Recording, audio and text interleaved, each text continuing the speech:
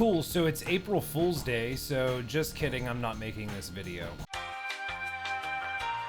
Just kidding. So it's actually a pretty good day to check in. It's a pretty cool little point that I'm in because a lot of the pieces are put together, but it's not fully put together yet. I thought this would be a cool little time to do an update video on kind of where we were at and where we are heading. So everything that you've seen has led us to now, which is I've got 2 of the body pieces now epoxied.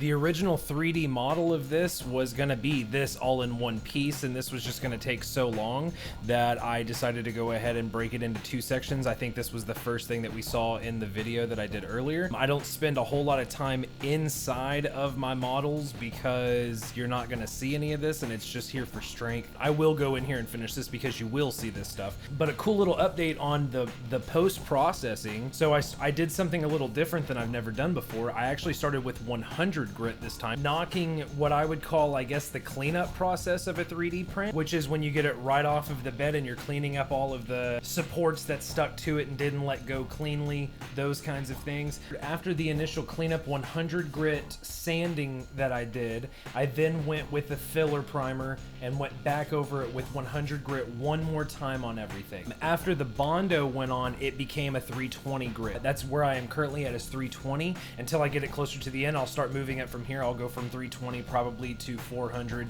600, 800, so on. I don't know if I'm gonna go quite the wet sanding job because this is a robot that kind of looks like a bunch of scrap pieces thrown together. With all due respect, it is a very cool droid. It's why I'm building it. However, it does look like scrap metal thrown together. So some of these 3D prints, when I tore away the support system, I kind of dug into it. When I started to do the sanding job on the pieces, I realized that it could look like a beat up piece of metal. So I think it's gonna end up playing in my benefit in the long run. As Adam Savage would say, hiding your crimes. I'm gonna do a little bit of that, but I'm also going to embrace some of my crimes for, you know, just a weathered, battle damaged look. So that's what I'm shooting for here. Anyway, all of that being said, on kind of the update on where I have gotten to with all of these pieces in the body work, I thought it would be cool to also kind of show you how some of these pieces are going to go together. With the exception of the head pieces that I don't have fully complete, this is a piece of the neck. The last time I did one of these videos where I was piecing things pre-assembly, one of those Obi-Wan Kenobi lightsaber pieces popped off and hit me in the face. Anyway, so the 2 body pieces go on like this. You've got the neck piece that does move. I knew it was going to be this way because I saw it as the 3D prints were completing, but all of these pieces articulate so perfectly in their little joints. Moving on, so after the body piece, the only other thing that I have really for this is going to be the other 2 neck pieces that are going to go on either side like this. So they will snap on and it will allow his head to move. I do have these 2 pieces of his head. Let's see, it goes this way. Yes. I'm still working on the other 2 sections of his head, but his head will fit into these 2 little guys here. It'll make more sense when the other 2 pieces are done. In the video game, he has little lights, little LED lights that come through this back plate. I'm probably gonna figure out a way to do that. Because the head is hollow, I've got plenty of room to put battery pack of some sort maybe in here for those LEDs. Somehow make it to where his face plate, it's like just really strong magnets. That way if the batteries die, I can just pop the face plate off, which I'll get to that here in just a second. 50% of the head is cool because now you can take his ear and kind of put his ear in here. One of his antennas go like this in one of his ears. I'm actually getting giddy because he's coming to life. It's becoming real. It's why I do it. I'm gonna drop it. Fortunately, 3D prints to this point are pretty durable. That was no problem.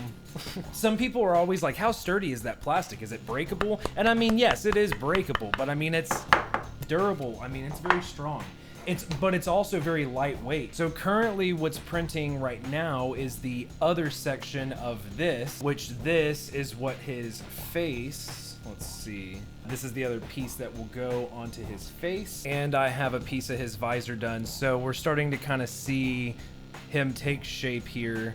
I just need the other piece of his faceplate and then the other piece of his visor, and his face is essentially done.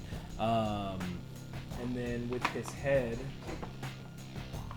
so if we took his head, I didn't think this through. I should have done I should have made, but we're talking, I mean, we're getting there. We're very close. I think we are down to the last 3 pieces. That one probably did break. Well, we kind of just did an accidental experiment, but we further proved my previous point on how tough these 3D prints are, because that was not planned whatsoever. I would say this thing probably fell about 4 feet onto concrete on a garage floor, and if it was gonna break, it would have broke, and it did not break. And I'm not even bluffing. Like, I checked this thing out my whole walk back around this workbench. Nothing happened to it. That is so crazy.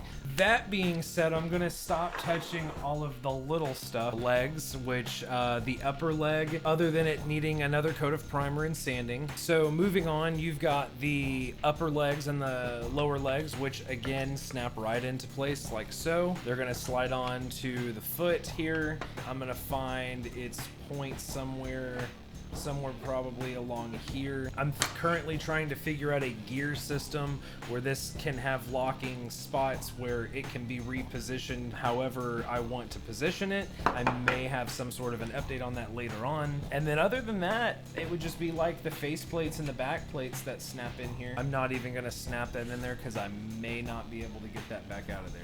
Like, I barely put that in there and I'm like, uh-oh. We're gonna take a breath and have hope that things...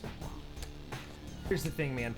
If it's gonna break, it's gonna break, and I would rather it break now. I would rather kind of test its durability while I'm in stage 1 instead of getting it almost done and then I find out how weak it was and it snapped, because I have the patience to go back and print it again if something does happen. For example, this faceplate I think was like an hour print, so it was kind of like if it had snapped, okay, I'll print it again, and I'll print it at a 0.1 layer height, and I won't have to worry about doing any of the post-processing again. So there's no problem. Like, you just have to make a crucial decision on whether this is worth that. Anyway, that's just a quick little wrap of where we're at tonight. We will be moving forward, hopefully right now.